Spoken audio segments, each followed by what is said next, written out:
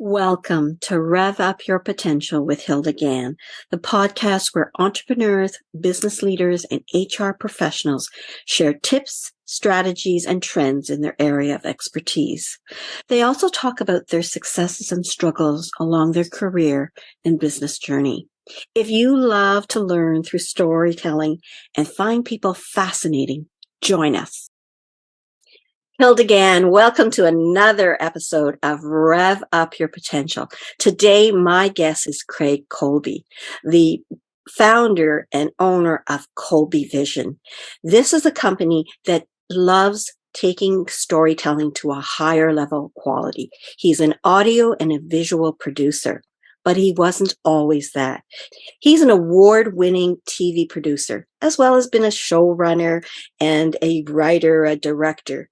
So he has been organizing and producer of such shows as History in the Making, the National Lacrosse League, the AgaCon, and executive producer of the museum's information, and so many other things that I will have him share with you. Welcome, Craig, to Rev Up Your Potential. Happy to be here, Hilda. Thank you for having me. You are an award-winning producer of some amazing shows. Tell us a little bit more about your earlier career before you started Colbyvision. Well, my television career starts with TSN. I was hired there, and it's going to sound a long time ago because it was 1989. I started off by writing highlight packs that people would watch during the games and during the broadcast of Sports Desk, now Sports Center. And by the time I finished, I was a producer, associate producer, the title, but I was producing Sports Desk every night. And then I went to Discovery Channel for 10 years. I started as one of the first producers on a show called At Discovery Canada. It was renamed Daily Planet. It was the only daily science news show in the world. And 10 and a half years later, I left. I had the highest rated series in the channel's history at that point, the highest rated single Canadian program, the fifth highest rated program of any kind. We got beat up by like going to the Titanic or the top of Everest or having dinosaurs look like they were walking around. So I did very well there. I went to become independent, produced a series on babies for the a British television and a Canadian television channel. That's a tough market in Britain. And then I went to launch the first 4 HD channels in Canada with high fidelity HD TV, worked a lot in the international market. I can tell you that if there is a country with television channels in it, my shows have been on them. Won a bunch of awards through that. The company was bought, became Blue Ant. I ended up becoming the executive producer for their Love Nature streaming service. Oversaw 160 hours a year, again, won some more awards. So it's been a good television producing career. I directed a lot. I wrote a lot.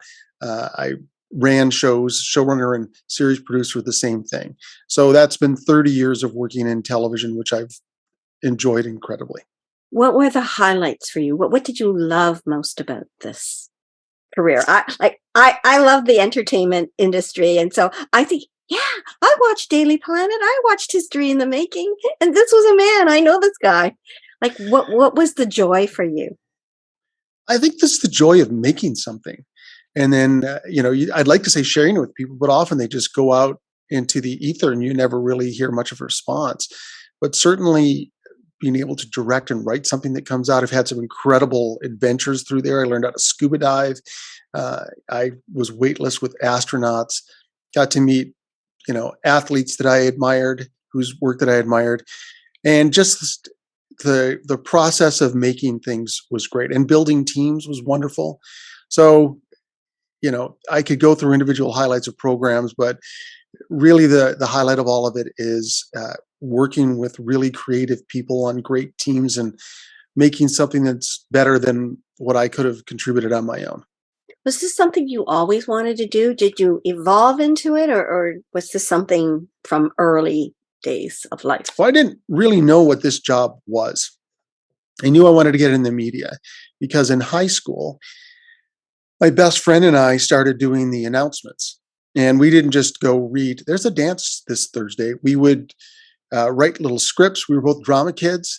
We would put in music. We would take this like 25-pound reel-to-reel recorder. I would carry it home. It was the theater arts department, and I would set it up beside the record player and start and stop to put in music. And we would record the voices, and they were little productions. And I really loved producing stuff. I didn't really know what a producer was. I went to university for English literature and communications. I knew I wanted to know how to write. That was the big thing for me. And then I took another business degree after that. Then I got in at TSN, and that's where I learned what all the jobs were. I thought I wanted to be a reporter, but I don't think I would be very happy being a newsreader. I think what I liked is to have some control over things. Maybe I like that a little too much, but I like certainly the process of setting things up and seeing them through and crafting a product that has a story in it. That's the stuff that made me and still makes me really happy. So you started your business, Colbyvision. Tell us about that journey. Well, that journey starts, of course, when another journey ends. My favorite bosses who started High Fidelity HD TV started it after one of them was let go by CTV. And while I was at Blue Ant, I remember the founder of Cottage Life said he started that when he lost his job. And sure enough, in 2017, they moved my job from Toronto to Washington. And I understand why they did it. I think it was a good decision on their part. Didn't go my way, but I was ready to go out anyway. And they were very fair with me with their severance package. And the way they treated me was actually excellent. So when I was let out, I felt like I was ready to launch into something. And I had a basic idea of what I wanted to do. And that was launch a storytelling company that would service the broadcast world and businesses. Because I thought what we have to offer as television producers, storytellers, is something that the business world wasn't really taking that much advantage of. And our industry is shrinking. Television industry is shrinking because of regulations and streaming and a whole bunch of other things that would be a separate podcast. And I had a big settlement. I knew I wanted to work more, so I incorporated, put out a questionnaire on Facebook to my friends out on Facebook, and they provided me with a good name. One of my mentors at Hirsch said, you want your name in the company so people remember it. So I incorporated Colbyvision. A friend of mine I'd worked with at Blue Ant gifted me with a logo. And then I just started. I think I tried to do 10 things at once, which wasn't great. Drove my wife crazy, drove me crazy. But then I got hired. I started having lunch with all my friends. Everyone contacts you. Let's get together. Let's have lunch. So they take you out and they pay for lunch. It's actually pretty great. And one of my friends, one of my favorite people in the industry, Bree Tiffin, called me up and said, listen, we've got this history show that our company is making on its own and we need you, which is, a wonderful thing to hear when you've lost your job. We need you. Mm-hmm. So that's how I did History in the Making. They brought me in and I said, here's what I'd like. I don't want to just run the show. I want to direct and write some of it too. Yeah. So I did that for the first year was very successful. They were, getting me back was a big priority, which felt wonderful too.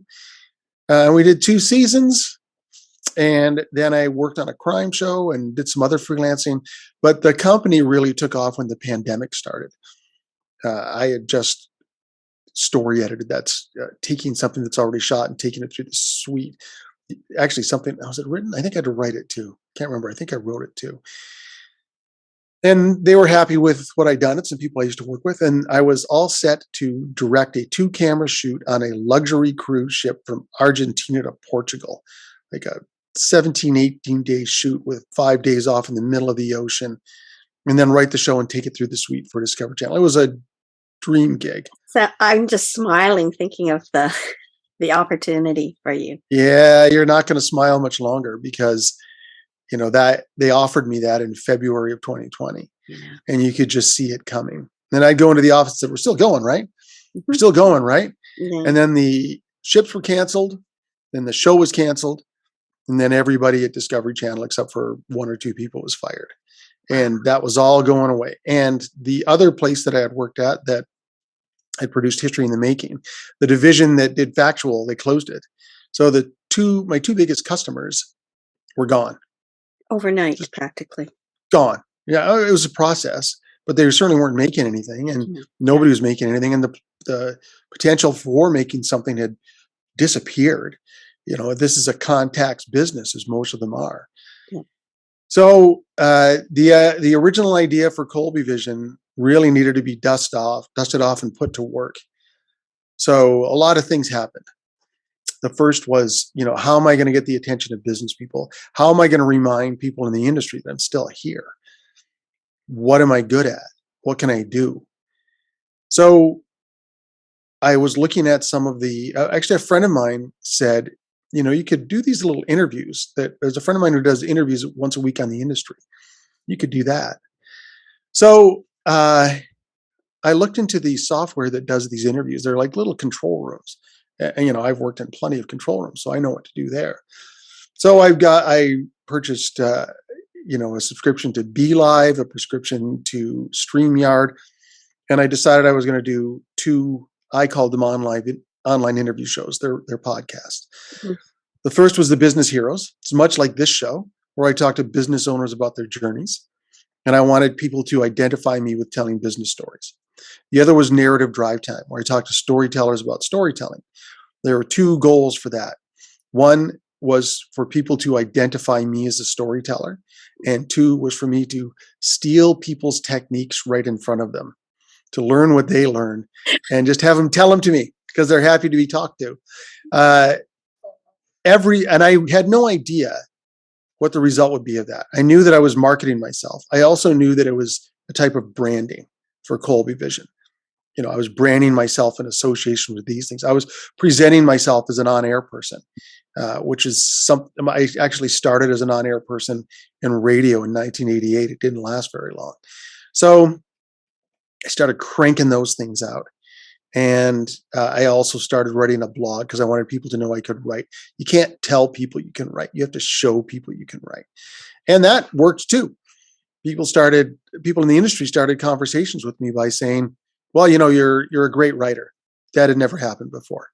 So those were working. That helped me in the industry. And I started getting calls from people. I got a call from a colleague of mine from university. And I hadn't seen him since university. We'd been on social media together and followed each other, but I hadn't seen him since the 80s. He was working at the Aga Khan Museum. And he said, we want to have our fall fundraiser, but I don't want it to look like a Zoom call. I want it to look like CNN. Is that something Colbyvision does? And it's not something Colbyvision had done, but it's something that I had done a lot of. So I put in a request for proposal and got it, and created about a 2-hour show for them to run in the fall. And that show raised $860,000. It made more money than their in-person stuff it had. And the quality, as I was told by them, was far beyond anything they were producing themselves. So that was a great start. And then I was hired by a former boss of mine to work on the World Congress of Science and Factual Producers who couldn't present in person. So they were doing big time keynote speeches and sessions, and they hired me to produce all of them. I produced an interview with Bill Gates. And the only time my kids have ever been impressed with me was when Bill Gates was logged into our computer downstairs. They stayed home from school and hid in the back of the room and watched that. I didn't conduct the interview. I just produced it, and produced an interview with Dr. Fauci, and moderated the interview myself with the producers of the Tiger King, something everybody was watching. So that was really stimulating work. And again, my former boss had seen what I was doing, thought it was, interesting. So all of that marketing worked. Yep. It all worked. And I kept it up for probably, a year and a half of just doing those things. And what I tried to do with the blog wasn't an expertise blog. What I tried to do with the blog was a values blog. I wanted to write about things that I thought were important in the world. And the goal of that was, again, a branding exercise. This is who I am because of the know, like, trust. If if I put those out there, enough of them out there, you'd know me by the volume. If you read them or looked at them, you might like me for what my values are. And if you like the values, there's a chance you would trust me, and that's when you hire me. Yeah. So it was also designed to attract people with the same values, because that's who I wanted to work with. And it worked. All of those things worked. I know that when we first met, you were talking about the fact that colleagues had lost their job. So I don't know which one it was. And that what you decided to do was take your talents, your know-how, and create video clips that would help them find jobs. You connected with so many different people. You got an HR lawyer. You asked me to talk about some aspect, and you just started sending these out and making them available free to everybody. Tell us more about that project. Well, as I mentioned, the television industry is collapsing. It's really in dire straits up here. Most producers aren't producing things for Canadian broadcasters. They're producing for Americans if they're lucky. And places like Bell and Rogers have had massive layoffs. And it seemed like every year I was seeing my friends lose their jobs. And I knew what that was like. I knew, even though I wanted it and I was ready for it, it's painful. And when I lost my job, I didn't know what questions to ask, let alone even who to ask them to. But, a year into the pandemic, networking with people like you, I knew the people who had the answers. And I'd done these podcasts. So I said, I'm going to do a podcast. I'm not going to try to monetize it. I just want to do this to put some good in the world, because I think coming out of the pandemic, I thought that one of the things that was going to matter is what you did during the pandemic. Yeah. I don't know if that's really panned out, but that's what I thought at the time. So I thought, I'm going to write down all the questions that I had when I lost my job, all the questions that I eventually had, the process I worked through, and I'm going to find somebody to answer all of those questions. So I interviewed, I want to say 30 people, created something called Career ReCourse. I got the URL for that. I paid for a logo. And I just interviewed all the people. And then I would release, once I had a bunch together, I would release one at a time on LinkedIn and Facebook and just put them out there for people who were struggling. And plan to, every time there's a big layoff in my industry, to push it out there again. And Teresa Cruz, who I worked with at TSN, she had a company that helped people get publicity. She donated her own time because she believed in this too. She wanted to help people. She contacted all her media people, did it for nothing, and got me in front of a lot of microphones to promote it. And I think that first year, 2,500 people had used it. I don't know if that's good or bad in this day and age, but I'll tell you, and I was thinking towards the end of last year, I was thinking about my, what were successes and failures in 2021. And I thought, doing this was a success. Not getting in front of many people was a bit of a failure. Yeah. But I went to the Loblaws where I do all my shopping, and I ran into a neighbor of mine that I used to work with at TSN. And he stopped me and said, I really like your podcast. I didn't know which one he was talking about, but it became pretty clear right away what he was talking about. He said, I lost my job 8 months ago, and I watched every single one of those videos, and I just got a job with Disney. Wow. So they had helped him get a job. And that's when I thought the check mark goes back in the victory column for this one.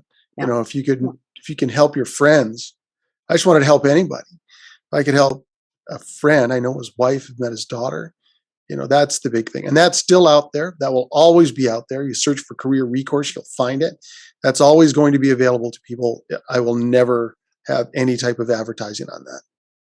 I remember one day we were in a networking group together, and you shared that story. And I think you actually shared that one of my, the one podcast that I had, that person felt that was one of the better, that was one that really helped them land that job. Yes. That made me feel good. I asked him, which ones if you could remember the content that helped him, and he named yours, which was excellent. So I just thought I would share that, but I thought I felt so good that you had done this for people. And then when you shared that Loblaw story, I felt good that something that I shared on that is going to help other people. I think we often do things because we care, but we don't know who we're going to touch. We hope that we will touch somebody, And we don't need to know who that is. But sometimes it's nice to hear an anecdote that says you did touch one person and they will be grateful to you, grateful to me for that piece of advice that helped them. The added plus, because I didn't know, is Disney. Because my kids, the cottage was Disney. We went every other year. We went to Disney, and so they knew Disney like the back of their hand. So I have a soft spot for Disney. Well, he's an accountant, so I don't think he's drawing up pictures of Mickey Mouse, but, but he got with a good company. He's in the family. Mm-hmm. So one of the things that I'm doing for season 4 is not only learning about people's journey, but each one of my guests has an area of expertise. And I want them to share a little bit that would help us as listeners based on your expertise. So what you do, Craig, can help us, whether we're an entrepreneur or an HR expert or an executive? What would you share? Well, I'm a creator of content, right? I mean, people would think of me as an output guy. As a matter of fact, one of the things they did during the pandemic was write this book, all caps. It's a finalist in the Canadian Book Club Awards. And so you look at this. Say that again. It's a finalist in the Canadian Book Club Awards. Thank you. And congratulations for that recognition. And so this is a story. It's during the pandemic, I wrote all of these. I wore a different hat every day and put it on Facebook, and people responded with their own hats. It sort of led to this book. So, I mean, this is a story about my stories, my experiences going out there. But the most valuable part of all of this is that I listen to people. You know, every bit of storytelling that I've done has either started or involved listening to people. When you make a television show, you have to go out and get the information. So you have to learn how to interview, and you have to learn how to get people to tell you something. With the book, after I'd written it, I'd sent it to 7 different people to give me feedback from various different backgrounds. And I used all of it. And then I sent it to a publisher who didn't take it, but gave me some feedback. And then I hounded him to get on the phone to tell me more so I could listen to him more, get the value of expertise. And then the woman who introduced my wife and I said she would copy edit it. I wanted to ask her, but my wife had said she was too busy. And then she gave me a bunch more feedback that made the book better. So this is me putting all this stuff out there, but it's also the result of me listening to people with specific opinions and qualifications that help me make things better. So all of communication should start with listening. So, you know, what I would take from my story is, you know, marketing works, but it can't be, I'm dropping one thing out there. You have to kind of turn yourself into drink Coke, right? You've got to have a constant marketing going out there. So marketing does work, but also listening is your greatest tool if you know how to do it. And once you learn how to listen, you'd be surprised by how many people don't. So here's a few tips on listening. Here's a tip for executives on listening. When you walk into a room for a meeting and sort of like everything's been laid out, you're at the point where opinions are being sought, ask the most junior person in the room for their opinion. First of all, they're going to be floored that you asked them and impressed. And, you know, they may not tell you what they think right away, but eventually as this becomes a process, as becomes part of doing business, they will. And if you don't ask them right away, they are going to be very reluctant to contradict a more senior person's opinion who has already offered theirs, because they don't want to be seen as, you know, making noise. So start there, and then you will get the ground floor information you might never get. So start by asking questions. When you talk to people, ask follow-up questions. You know, there's a tendency in a lot of our conversations to offer up our own experiences, but, you know, ask a follow-up question, and you'd be surprised where that leaves. Subvert your own ego in the conversation. And I'll tell you, one of the things that happens to me after I do interviews with people is they tell me how happy they are because they were listened to and how close they feel to me. I've made a lot of friends like that. When it comes to output, when it comes to tell your stuff, start by what do you think the most interesting thing you would say about this at a cocktail party to get someone interested? Start with that. You don't have to start at the beginning. Find a little hook to get people interested that'll wake them up a little bit. Then you can get into the context. So, those are two little tricks that I would say. And also, show people who you are. And that's going to have as much impact or more than what I do. Because most of us, there's a lot of us doing what we do. But who you are may make the difference in getting that contract or not. It's the know, like, trust. Yeah. Part of this book is know, like, trust. One of the things I love about doing the podcast is I get to learn about interesting things of people. And sometimes people I already know, and it just adds another layer of understanding to them. I just did an interview recently where somebody was Ukrainian and she went back 3 months into the conflict. And I asked her about her journey. And she told me her parents were in the military. And at that time, way back when, it was for Russia. And like suddenly things are sifting into my brain of understanding that I wouldn't have known. Like I knew she was a Ukrainian. I didn't know her parents fought in a military kind of way. So you learn so much about people. Today, I learned for the first time, I saw this doll behind you, Craig, and the red boots, the costume, the flowers in the hair made me also think this is Ukrainian, but I didn't want to make the assumption, but you said it was. So tell us about the doll behind you. I can't tell you too much about the doll. It's my wife's. She's Ukrainian. But we have of Ukrainian descent. Her grandfather came from the Ukraine. But that doll is going to stay up there till the war is over. We're fully behind the Ukraine. And that's a reminder every day that there are people over there fighting for their lives. Yes. Thank you for sharing that. Yes. And I asked a question so that you said, yes, I don't know about the doll, but I'll tell you why it's there. So I need to ask the right questions. You talked about listening, and I'm glad that you shared that, because what are you going to talk about? Are you going to talk about how to be your video presence? But that is such a key thing, listening. We don't do enough of that.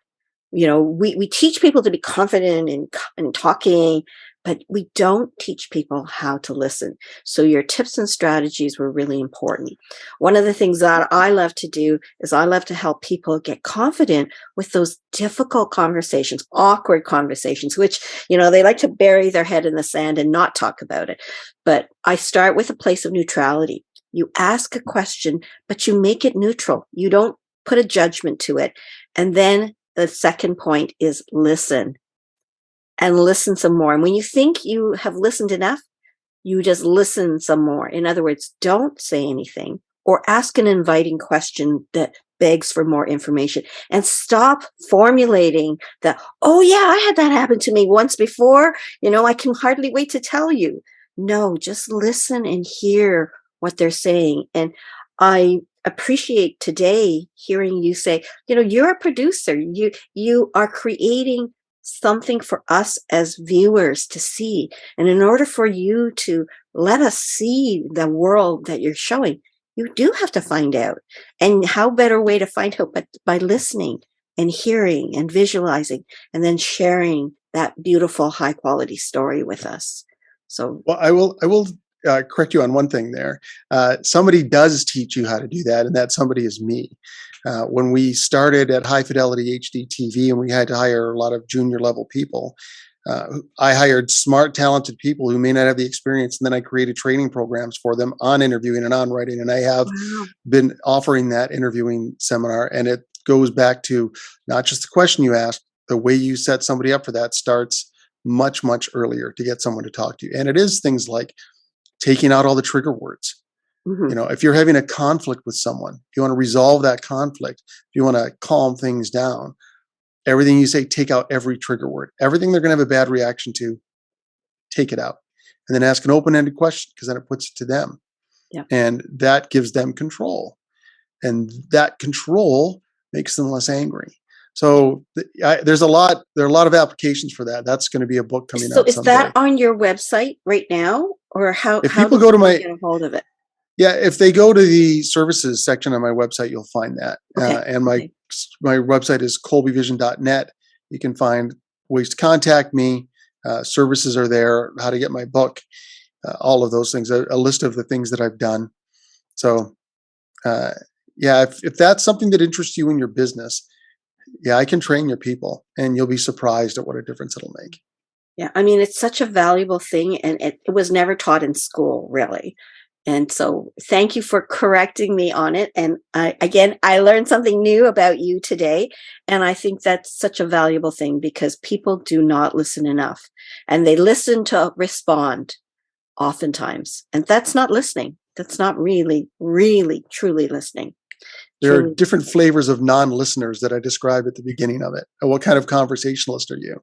So, If there's a piece of advice that you want to give to listeners about business now, not your expertise in the listening, what piece of advice might that be to help people build their career or build their business? What would you share? yeah, I don't know if I don't know if I'm the best person to ask that question to. I mean, I think I'm doing well now, but I hardly describe myself as a titan of industry. What I will tell you is the advice that I got when I started Colbyvision. I went to my first market. There was a gentleman named John Kike who ran a production company out of Quebec. He was doing his farewell tour of shows he was pitching, and I had worked with him before.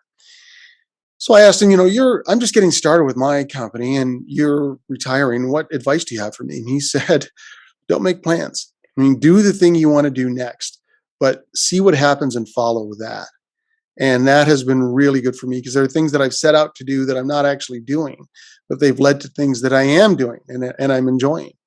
The other thing I would say is, be kind to people, including yourself. Mhm. Um, Life is short. You don't know what's going to happen next. It's too short to be miserable. Uh, so, I would say, listen, be kind, work as hard as you can, listen to people, be kind to people, and boy, that'll come back to you in all kinds of ways. Well, I think when you did that, HR recourse thing, that was being kind to people, your Mm. colleagues, and it has far-reaching, applications, and your anecdotes really helped. And I think you have taken your past career and built something that you want to do, and it's going to have its ups and downs, but you're making progress.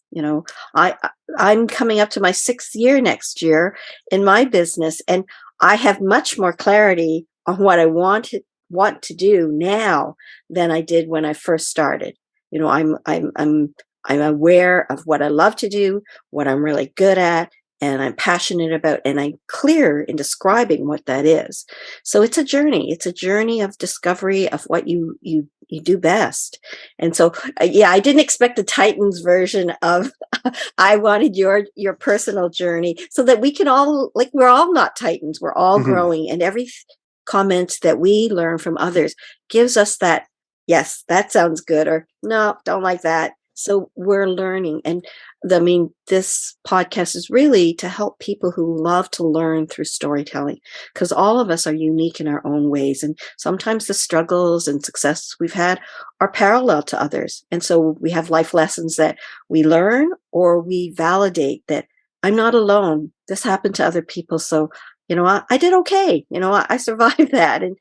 Or this is a lesson learned. And if I ever hear about this, I'm never going to get caught in this, right? So thank you for telling me. And that's what I love to do when I'm doing these kind of podcasts. Yeah, the other thing I would add is network, network, Yes, network, yes, network, network. yes, Uh, yes. Lawrence Fox, my bookkeeper, said there's networking and not working. There's only one letter difference, but there's a world of effects. So just learn all you can from people, and it's just great to meet people. I remember the first time I was talking to somebody, and I was in a mastermind group, and I was the chair. And she said that she goes out and she networks, and she goes and she meets people and she shakes hands. And I said, and then what?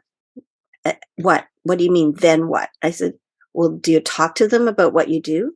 And it was suddenly a revelation. Oh, you mean I just don't go and just say hello and give a business card? I have to explain what I do. I said, yeah, Mhm. that's more networking. And so what she was doing was not working. Yeah. So that was interesting. And what would you say at the end of the day, your career, your journey, what would you want your legacy to be? You know, I don't think I get to decide that. I think that's for other people to decide. So, what I want to do is I want to do good work with good people. I want to treat people well. I want to own my mistakes. I want to learn from them. I want to enjoy the whole process. I want to share my story like I do in my book. That's hopefully it's stories about me that make you think about your own life. So, I just want to be out there trying to do it right and learn and grow and treat people well. And what people do with it after that, that's up to them. I'm not going to define my legacy or decide my legacy. Other people will, but hopefully I've uh, put enough of myself and the best parts of myself into it that what they decide will be something that I'm proud of or would have been proud of if I was around to hear it. Well, hopefully people kind of know what people think of them before they're gone and not afterwards. But yeah, thank you for sharing it in that way. We can only do things by our actions and deeds. It is for others to interpret what that means. So you're right. May have to change my question now. That was very thought provoking of you. Um, I really appreciate you coming on the show today. What's next for you, Craig? Well, isn't that a great question? Um, what is next? I don't know. I'm not sure what's next. I'm still working with the National Lacrosse League as their executive producer for Dome Productions. I love that. I'm still working with the museum. Just finished a great conference with the World Congress of Science and Factual Producers. Hopefully, there's more of that. Uh, wrote 3 docs for Discovery Channel. It's doing really well. Maybe there'll be more of that. It's hard for me to look too far down the road. The book is doing really well. I'm really enjoying the feedback I've gotten from that. So I am writing another book. I'm hoping to start the publishing process early in the new year for that, and then start on a third book. So more of the same, and there's other things I can say I am going to do, but I'm not going to say what they are because uh, there's things you don't want to get out. Yeah, once you put it out in the universe, there's a bit of pressure to either do it or Or whatnot. someone might take it. Oh, that's true. When Right? I developed my Rev Up concept, I had it on day one, 6 years ago. I had it on day one. I didn't share it for 2 years because I thought, I can't do anything with it yet. I can't, I Hmm. don't know what to do with it. So I kept it quiet until I was ready to say, okay, I'm going to Yeah. create a training program for leaders to learn how to rev up their people skills.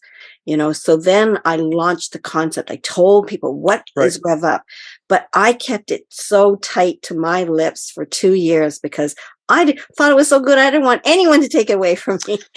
And you So got to I wait till get you you. can I get you. pull up the curtain and open it up. So I would say more of the same. And I have ambitions beyond that too. But, try to do good work with good people. That's Well, my goal. I mean, what you shared today and has shown that you really do try to do good work and really, make an impression of things by doing good deeds and being helpful. So I appreciate your sharing your journey with us today, and I wish you all the best. So thank you for being on the show today, Craig. Thank you so much, Hilda. I've really enjoyed our conversation. I love what you do. I love what you're doing. And I wish you all the success in the world with this podcast and your business. Thank you. Thank you very much. And to those people that have listened to Craig today, give it a thumbs up. Tell us what you thought about it. This guy's amazing, and what he's done is so impressive. So again, the next time I see one of your shows, I'm going to say, hey, Craig, just saw one of your shows. And thank you to you as listeners and viewers. If you loved the story you heard today, listen to some of the other interesting people that I have on my show because everybody has a journey and we can learn. So if you love learning through storytelling, join me. Give this a thumbs up, subscribe, and thank you again for listening to today's show. Thank you for tuning in to Rev Up Your Potential with Hilda Gann. Be sure to like, comment, and subscribe to our podcast on YouTube and Spotify to stay up to date on our latest episodes. For HR tips, news, and strategies, or if you're interested in being a guest on our podcast, visit our website at peoplebrightconsulting.com.